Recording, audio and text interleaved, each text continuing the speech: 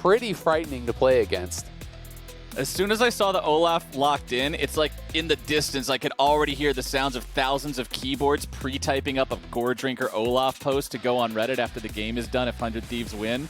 I swear that this champion and item combination has been complained about as much as like Zoe has. But if you want to talk about champions that draw people's ire, let's talk about Samira, who won the Twitch chat vote for what needs to be permabanned right now. This champion is capable of popping off if she's able to hit her ultimate, hit that S-style grade, and turn into a mobile Katarina ulti with crits and lifesteal. Incredibly powerful in the team fight. Lilia's been strong for a long time now too, so we'll see that one in the jungle from Armao. And the next two picks from 100 Thieves will be Galio and Aphelios. Okay, so very interesting stuff here. You know, this could be support Galio, this could be mid Galio. I think since we have Damonte, it's more likely to be going mid lane to him. He has always been really good at the champions with semi-globals and globals. He's great on TF and Galio and Talia and all these types of champions that can roam around the map and make things happen. I really think that is his bread and butter. Banning out the Gnar here, that is a pretty common answer to the Renekton. It's a very good matchup, generally speaking, for the Gnar. Hard for the Renekton to actually close the gap, get on top of, and punish that little Yordle. So we're going to be taking that away. But to talk about Samira a little bit, I mean, Samira, I think, is somewhat divisive. People either think it's like super OP, or sometimes, you know, you're hearing more teams in pro feel like it's actually not that strong. You just have to have point and click CC. You have to have ways to interrupt the ultimate. And if you do that, it can be, you know, pretty difficult sometimes to get that big channel ultimate that is kind of the high point of Samira, because without that, your team fighting isn't as effective. And we do have Galio over on the other side, so that is already one pretty solid source of CC. If 100 Thieves grab multiple, things could get more difficult for Tactical. And I've also found, just in general, if Samira gets ahead, it feels like it's GG. But likewise, if Samira is really far behind, she's really not that scary. She's one of the worst ADCs from behind. You know, doesn't feel like it's one of these sit back and farm style champions. You want to be killing people, you want to be scrapping, and showing up at these dragon fights from ahead to where you can play with reckless abandon, dive in and kill people off. Well, with Gnar, Gangplank, Orianna, and Alistar all banned away, looks like Team Liquid feels pretty comfortable just locking in the entirety of their bottom lane here. When you have Samira on your team, you love to see something like Leona that also wants to go in and play very aggressively. CoreJJ and Tactical practice a ton together, playing solo queue, playing in-houses, making sure they've got that synergy down pat. It's one of the things that I think CoreJJ in particular excels at beyond other supports, is knowing breakpoints, power spikes, whenever he can go in against anyone, no matter what the 2v2 matchup is. Yep, and well, I was talking about easy CC for the Samira. Guess what Lulu does? Polymorph. Ultimate for the knockup. These are great answers. You know, some of the things that are less common in pro play that I've run into as Samira is Lulu, and we're never going to see it, but Garen's actually really frustrating because the Q silence actually interrupts your ultimate. You know, Cho'Gath can work similarly, but I do think Lulu, for that reason, is very strong. The scary side of it is, if the Lulu herself is getting hit by, you know, a solar flare, any sort of CC coming out immediately from the Leona, you could just be the target that dies. You could be the target that gets 100 to 0'd in that CC from the Leona, who has that point and click stun. You know, with the Q, if you can land the solar flare, it's pretty much guaranteed you're going to hit that Zenith Blade and Q to follow that up. And then, of course, the Samira passive knocks you up when you're clicking on that CC target. So that can be pretty frightening to deal with. Aatrox is going to be the top laner here for Ssumday, as a couple bans already went that way. I do think that this is preferential to Renekton, but not by so much that Ssumday cannot survive. And Ssumday is so proficient on this champion that if you can land those Qs on the sweet spots, if you can outplay, you know, some of the Renekton damage, you know, dashing out of the Q, landing your own, there are ways to win that matchup. So will be pretty interesting. Jensen also going for the Cassio, which I think is really, really good in the 1v1 against Galio. Laying down the miasma, Galio cannot use the Justice Punch, cannot actually get out of there. And it can be pretty scary at times to try to be shoving the wave and potentially having Cassio chase you down or even get a really winning trade there. So the big thing I'm looking at here is for both teams, they have frontline drain tanks. Both top laners love to go for a Gore Drinker, love to be tanky by jumping into the middle of as many people as possible, letting that health really walk the line, and then going right back up to full by activating it. But the difference here is that Team Liquid also has a traditional tank in a Leona that just absorbs a bunch of damage, whereas on the other side, it's two drain tanks, Aatrox and Olaf. Not just 2 drain tanks, Isaac, but 2 drain tanks that have healing amplification built into their kits. For anybody out there that can't get what I'm going for here, Oblivion Orb, Executioner's Calling. These items are going to make such a difference in this game for the side of Team Liquid. The carries need to be setting those up ASAP if they want to stop these 2 champions from being able to dive with impunity and heal back to full. Exactly. I mean, especially when you have a Lulu behind you buffing you up, it's even harder to burst them down before they are going to get a lot out of their sustain. So if you do not have some sort of healing debuff there, that just gets even more difficult. I actually like the rune setups quite a bit here for the 100 Thieves bot lane. Cleanse on the Aphelios, and then it's going to be Guardian for the Lulu. A lot of Enchanter supports, it can actually work very, very well if you were worried about the all-ins coming across, of course, versus Samira as well as the Leona. That is going to be what you have to worry about. Tactical can take Cleanse of his own to deal with Taunt, to deal with Polymorph, but as I said, it does actually cancel the ultimate. So, you know, when that ultimate gets canceled, you have to restack the style points to be able to use that once again. So it still can be pretty effective. But, you know, with this setup, Huhi needs to make sure that he is not the one being engaged on, that he is behind FBI. FBI can cleanse the CC while Huhi is there to defend him. They are going to have to make sure they're on top of those 2v2 mechanics to play well against CoreJJ and Tactical. Junglers will be starting on opposite sides of the Rift here today, so we will see Closer grabbing that blue buff there at the very start. Of course, helps Olaf make sure that his clear is fast as hell. Going through those camps, spamming the axes, getting out onto the Rift and doing some PvP as quickly as possible. Armao will be heading up towards the top side there, and we'll see if he decides to get involved. But meanwhile, we got the 2v2 already starting up. This is what I'm talking about, Azael. You've got to be respecting CoreJJ and Tactical. The 2v2, they always know exactly what they're capable of. Oh my god, there's no way I think that they were expecting that Tactical would actually start E there. Tactical did not go for the Q start, which you almost always will see from the Samira. So FBI and Huhi, they started in lane while TL's bot lane was trying to leash. So they thought, we can just step past the wave. We don't actually need to be worried until level 2 when Leona has her Q and Tactical has ZE. Instead, they just start Zenith Blade as well as the Samira dash. So they're stepping up here playing all aggressive, but CoreJJ is just moving in further and further and further, holds that Zenith Blade until he knows he can nail it, and then Tactical ease in on top. So when FBI flashes, the flash follow is immediately there from both. No distance is made, and oh my god, what a way to start that game. The level 1 2v2 kill. That is how you assert some dominance. Tactical and CoreJJ, man, they're just built differently. These guys are so good in the bottom lane here. Ssumday getting himself a nice trade against Alphari. 7-18 in the farm, though, so Renekton taking a nice early lead against that Aatrox up there in the top side, but we'll see if FBI and Huhi are able to recover the bottom lane like what I was talking about last time. I said that I was really concerned for Immortals in the previous game because not only did they die in the 2v2, they did it more than once, and typically after that first death, you'll see players just approach the situation much more carefully. And from Huhi and FBI, I expect them to have that appropriate level of care and be like, okay, we fell for this once, don't let them do it again. Mm-hmm. Yeah, I mean, I just don't think that they were expecting Samira to actually start with E and that they could get all in like that. But, you know, the Zenith Blade, you know, coming through, landing that. Tactical's low now, though, and Closer is behind. So this actually should be a dive that they can pull off. There's no summoners on TL. This should be pretty much guaranteed if they do it right.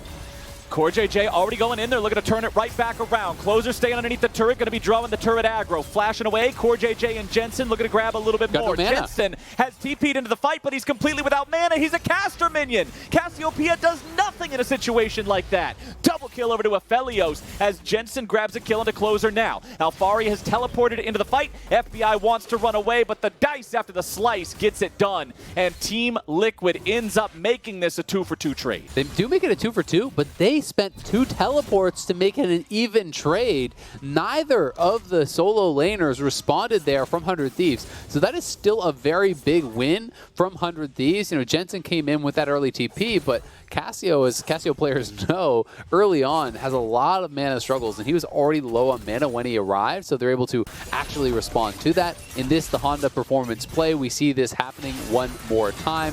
Huhi pulling aggro initially, tanks as many tower shots as he can, 3 tower shots, then he is out. So FBI, who was getting burst down, didn't take any tower damage during it, allowed him to survive. Then Jensen has Closer low, but they realize Jensen, you got no mana. So they turn around, they get that kill, but in comes Alphari. Unfortunately, the Crocodile's TP could not be interrupted. Alphari held the dice after the slice to follow after that route, and now they're on Closer, who has no flash. Oh man, they just catch him out of position and pop him just like that. The rotations from CoreJJ putting himself in the right spot, and when you have the damage over time from a Cassio and a Lilia right next to you, it's easy money. Yeah, CoreJJ getting a little bit of revenge on Closer. You come to my lane, I'll come to your jungle. Roaming up there, finding him going to the rafters, making him pay.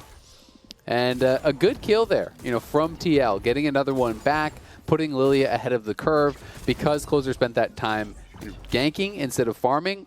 Armao on Lilia already ahead on the farm, and then him dying again means he's going to get even further ahead. Now they're trying to set up a dive here onto Ssumday, who is not 6, and with this huge wave stacked, he knows they could be up there. He basically just has to leave. He had that ward in the river to spot them, but it still really sucks to watch the cannon and 2 full waves die to your tower.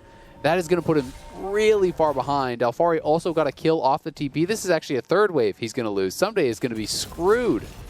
And look at Alphari too. Executioner's calling first item to stop the healing from Ssumday. Dive into the bottom lane as Tactical CoreJJ try to escape. 100 Thieves going in with a 4-man play. Tactical cleanse is too early, and Damonte picks up the kill. Now they're trading 1 back, but they're picking up 1 more. It's a 1 for 2 here for 100 Thieves in the bottom side. It's really good to see them go back, look to punish where those summoners are down. They knew Tactical just barely still didn't have his flash. Jensen, though, on the roam here, and they have a double sleep.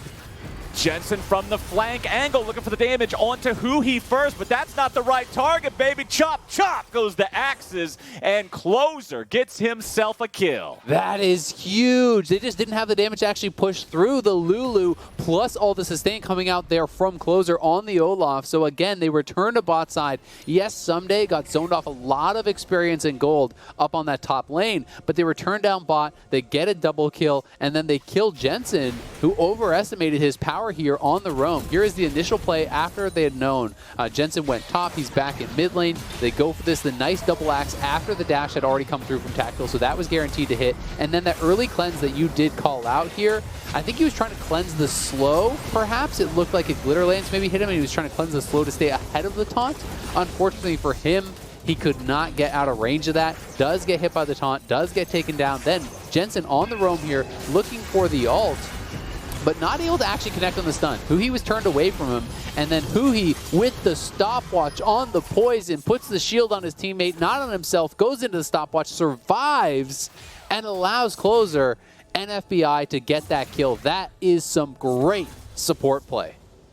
Really good stuff from 100 Thieves happening throughout the entirety of that play, from making the choice to bring 4 bodies down into the bottom lane to being able to turn on Jensen there. And I gotta levy some critique towards Jensen so far this game. We've seen 2 playmaking attempts out of him, with both of them failing to consider the resources that his opponents have available. The first time he teleports into bottom lane with no mana, the second time he makes a flank without understanding his own champion's current power state and ends up just getting himself killed instead. Jensen needs to have a little bit more awareness of the fights that he's deciding to join up with, because both of those deaths were avoidable. I agree, but you also have to give some big credit over to how 100 Thieves handled it, especially in the second one. Both of them facing away from the ultimate, so no one got stunned on the initial ult. Then Huhi stopwatching last second to avoid the death to the poison. Now Jensen in some trouble here. He has no flash just yet. Haunted up, and nope, you can't use the petrifying gaze on an Olaf. Flash follow to get it done. Doesn't want to chase after the Lilia. Back here on the bottom side is Tactical losing out in the trade against FBI, who walks a little bit too close to the turret there.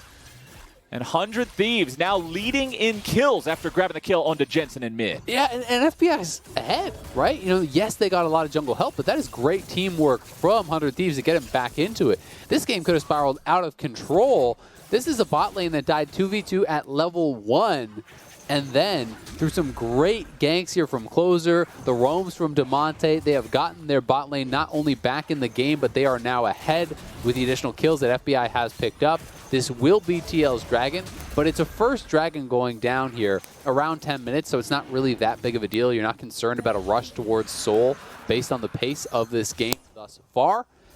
The real advantage for TL right now is mostly just up in that top lane, actually. Having zoned off Ssumday from a lot of that CS. Alphari was already winning the lane early, then got a kill off the TP, and he has done a great job here. 1,000 gold up on Ssumday. You know, really, really impressing me through 2 games already is Alphari. And with this wave pushing heavily towards him, this is always the danger zone here, and Ssumday is going to take some bad trades. Alphari dashing out of the back end of the Infernal Chains as well. Man, we're going to have a talk with Deficio about how did this guy end up on a 10th place team in LEC? This guy's slamming the top lane. Come on, Deficio, what are you doing over there, man? What are you doing over there, man? This guy's great at League of Legends. Up here in the top side, 20 CS up on Ssumday. Just absolutely showing people how to play the Lizard. Let's see if we get a fight over this Rift Herald. Eyeball exposed, down to half HP, but Shelly has run out of patience for this foolishness. Going right back into the pit now as closers here on the front line. Not really the guy you want to be going after. Pops the Ragnarok, turns right back around, going back into the fight. Here comes your Galio entrance. There goes Jensen. Finally taking closer down. Team Liquid makes it a 1-for-1. Alphari continuing to chase forward, but Alphari's going to be very low now. Probably going to be killed off next. Keeping himself alive there with a call to Meek. There's another one dropping. It's 3 dead on the side of TL. Only 1 for 100 Thieves. And they'll take another victory in the fight. They're just underestimating this Olaf, it feels like. Yes, they did take him down, but it's a one-man sleep onto the Olaf. He just pops the ult, he turns and fights with the Lulu behind you there to give you that additional chunk of health from all the shielding. Allows him to get that damage out, knock down Jensen very, very quickly. And they pick up a couple more kills on the back end there. Look at this wave at that tower. They're not actually going to have Alphari TP back to it. Interesting. So they're going to send Tactical up towards that top lane to collect this farm. A lot going to be going down there. The way of Ssumday is he got the kill. He gets the turret plate. Maybe even going to get a second. Probably not. But that puts Ssumday right back in it here against Alphari. And here's a replay of how it went down. 100 Thieves with control over the river, and their opponents think they can force out the Olaf ulti, but Closer quickly changes their plan. Oh, I mean, they forced it out. Unfortunately, they forced it out, and they underestimated here. He was going in with that ulti. The Lulu behind him, hitting him with the wild growth. You can see Alphari, just can't do much as he is sectioned off from the rest of his team, getting polymorphed up. FBI does arrive a little bit late, but he made sure he would have some impact in that fight. Lands the ulti, getting so much damage out across the team. Now 100 Thieves back here to the scene of the crime. This Rift Herald is theirs for sure. It will be traded for some damage down on that bot lane tower. They could TP Ssumday down to answer if they want, but it looks like they want to hold on to the TP, and they're just going to walk Ssumday down to that. So it will be Ssumday, taking more the team play route. He will fall a little bit behind again in gold here. But his team can just show up mid lane and drop the Herald right now if they want. And there it is. Only 2.5 plates remaining on the turret. So Shelly's charge shouldn't kill it outright, but it will take it very, very low. Yeah, down to, what is that, 1% of the health left on the thing? 2 more auto attacks should be able to just pop it from anybody, even the Lulu. That turret will remain standing here for now. 100 Thieves. Almost 1,000 gold ahead of their opponents. Scuttle Crab control in the top side river here. They'll be able to pick that one up. So far, the only metric that Team Liquid is winning in is with that first Drake control. They managed to sneak that one away. However, the next Drake will be spawning here in about 1 minute.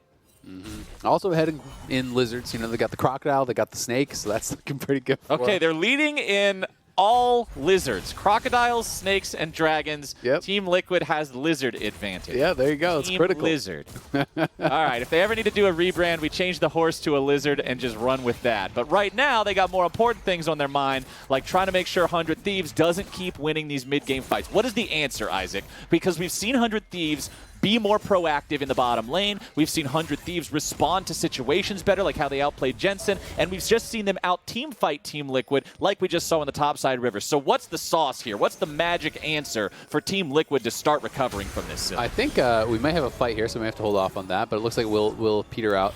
To me, it's more patience, right? When TL is the one just like hard engaging in and running in, trying to attack them, they're not, showing the respect over the Olaf. You have to try to kite out Olaf, wait for his ultimate to expire, then turn and actually be able to actually CC him and kill him off, right? If you can't kill him instantly at the start of the fight and you are charging in on top of him, he's going to have such an effective fight. And it feels like that is what has happened a couple fights in a row now.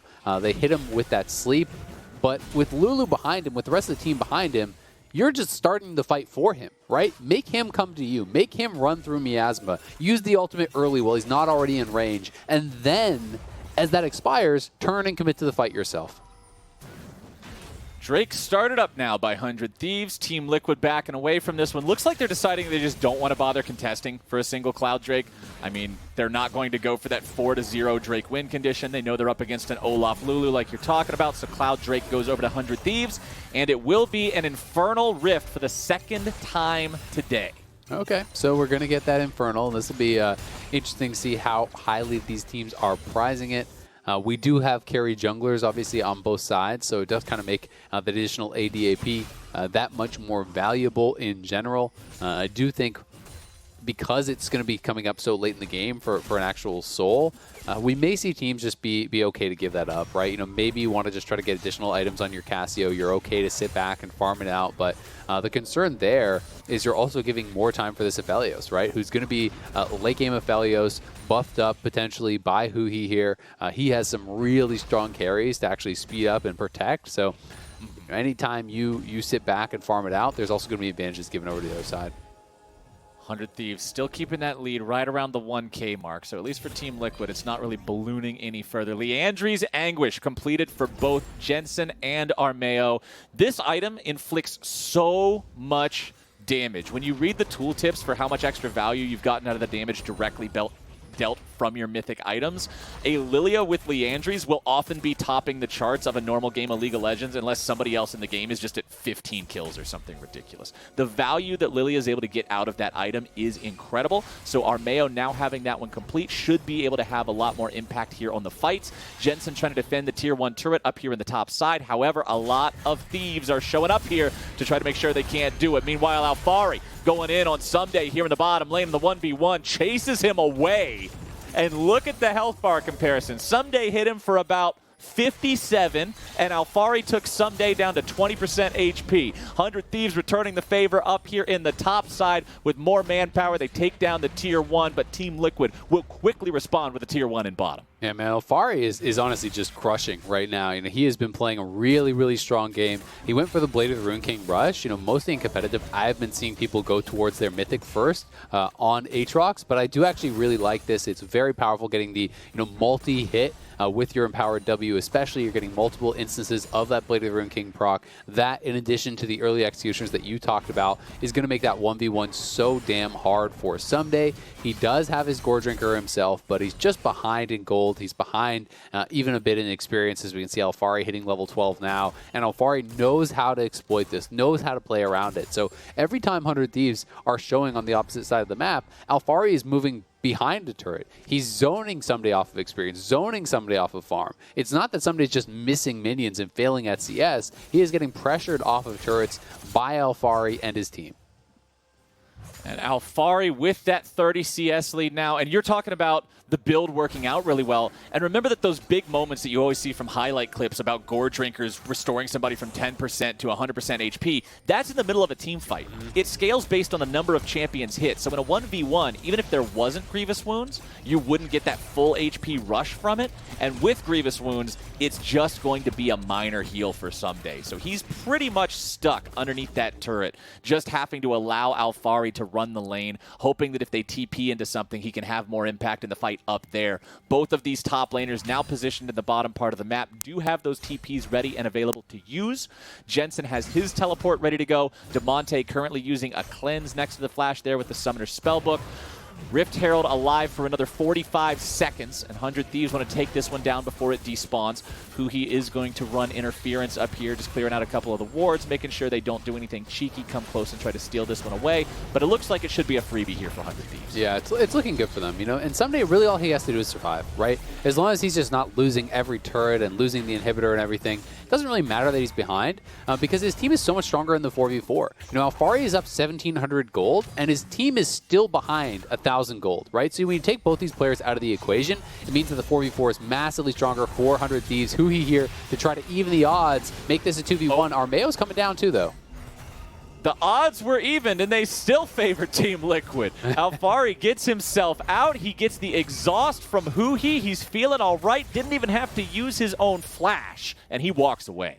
And nicely done from Alphari, going to be able to get out of there. I think they potentially could have chased him down and killed him eventually, but because the Lilia has come down to actually offer that defense, if you overchase, Lilia will obviously get involved, and that will not go your way in the 2v2. But we can see the Kraken Slayer done here on FBI.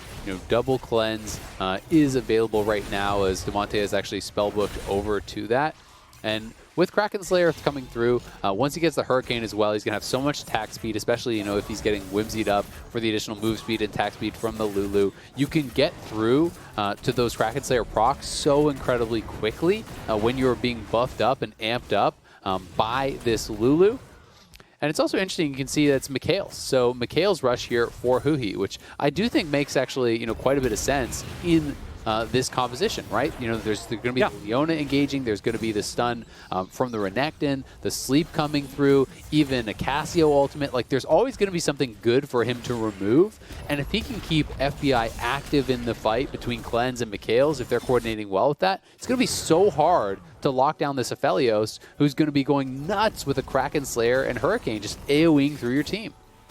I love seeing adaptive itemization, playing around the game itself instead of just going with the cookie cutter builds that you're used to and whatever you think has the highest win rate based on current stats. This seems like a really good pickup for this game in particular. Steric's Gauge also completed on Closer's Olaf, meaning he has that much more ability to run into the middle of the fight and not worry about the consequences. First Infernal Drake of the game was picked up by 100 Thieves in the meantime. They grabbed that one while also summoning Rift Herald in the bottom lane to take down the tier 1 and put some pretty critical damage into the tier 2.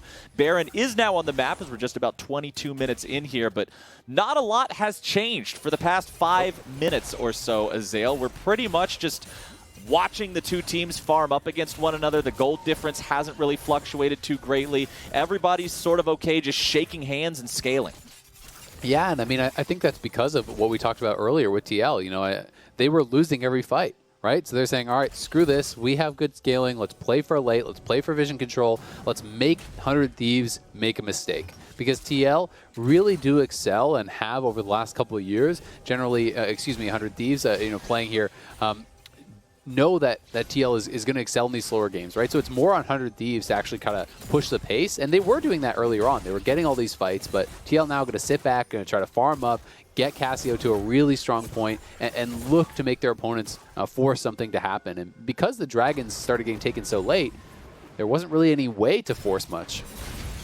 Damonte using the cleanse to escape Alphari's stun.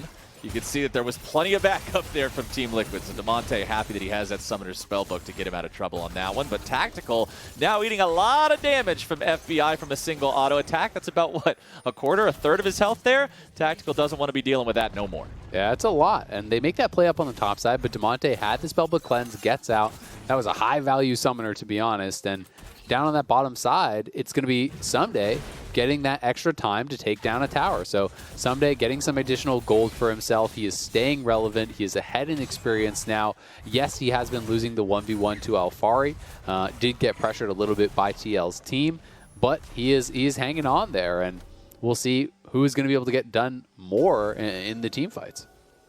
Yeah, you can see Ssumday down about 700 gold right now. Item completed, Steric's Gauge just now purchased back at the fountain, making sure that he'll be tankier when he jumps into the mix as well. So him and Olaf's itemization, pretty much identical between these two champions. Their gold is almost the same as well. You can see Olaf actually having a slight advantage there because of the fact that he's already got 3 kills under his belt. Also a gold lead for Olaf over the Lilia there in the jungle, but both of them can have a huge impact on the team fights depending on how these play out and who gets focused. 100 Thieves hanging out on the top side here, continuing to try to fight for the vision in the northern part of the Team Liquid jungle. Got a ward down there, shooting out a couple of long-range shots. Tactical gets tagged, rooted up. 100 Thieves are looking to contest this red buff, but I don't know how much they want to commit to this. Drowsy coming out from the Lilia, and look at that. The immediate use of the Mikhail's plus cleanse. FBI cleanses it. Huhi Mikhail's himself, so neither one of them's in any danger. And easy peasy 1-2-3 as the Closer walks out with the red. Yeah, they do get the red. Not too bad, though.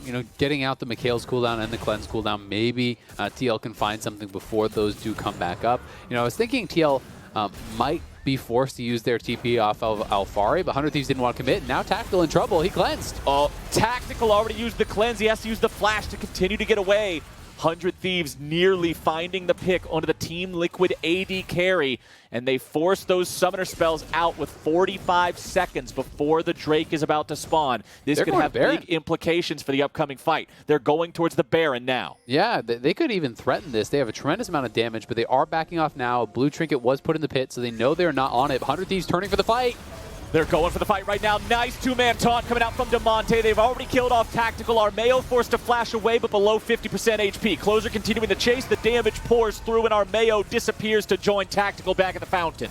With 2 members of Team Liquid seeing black and white, 100 Thieves heads back to the Baron in earnest now. Ssumday seems to be left behind in the bottom side of the river here, just to dissuade Team Liquid from being able to take a Drake. I don't know how 100 Thieves plans on doing this. Looks like they're going to do a 2-man Baron attempt here, just with Closer and FBI. They think that these 2 enough should be more than enough to do it, considering all their opponents are still in the bottom side river. They should get this one without too much of an issue here. Smite for Closer just about up and ready to go. There it is to make sure he stays alive. Baron Nashor secured. 100 Thieves doing that wonderfully, taking the Baron with only 2 players while sending the rest of their forces down into the bottom side river to make sure they don't give up on their Drake stacking either. Just great stuff from this team. I mean, that's actually a huge drag for them because now they're at Soul Point, right? That puts you 5 minutes away from it, and you have the Baron buff, so you're going to run the map for the next couple minutes. This was after Tactical had already been forced to cleanse and flash. Look at the positioning from Ssumday. He is already arriving where they know Tactical has to go. So right as the taunt comes up, he lands it. Ssumday is there. They all pile in. There was no escape for Tactical from that positioning. That was such an intelligent setup from 100 Thieves. Really, really looking good there on that pincer play. And now FBI has the Infinity Edge in. They have the Baron buff. They are ridiculously strong. And TL are really facing an uphill battle from this point forward. Hard to believe that 100 Thieves had their bottom lane get 2v2 killed at level 1 at the start of this game, because FBI is now 4-2-5. 3 items plus boots already completed with the same farm as his opponent. Huhi is 0-0-10. He has had participation in every kill this team has got except for one of them. Been doing an amazing job here on support so far. And now with the Baron buff in their possession, 100 Thieves command a 4,000 gold lead, and they'll push even further into enemy territory, being very aggressive with how they set down these wards, sweep out enemy vision, and try to choke Team Liquid out of their own jungle. I mean, Huhi came in with the intelligent pick. He is positioned incredibly well. You know, they were playing from behind. It's so easy to get burst down by this Leona and Samira combo, but they really coordinated well with Closer to set up a dive early on before the buy had even come through from Tactical. They continued pressuring with the Galio, with the Olaf, and they've just worked better with their jungler this game. Yes, TL does have that jungle sub in there, but 100 Thieves have played a fantastic game so far, and they have gotten all the advantages they need to really close this one out. There's multiple members answering the wave mid lane for only the Galio, so 100 Thieves is going to push it hard up on that top side, try to get damage down, and the turret should just melt.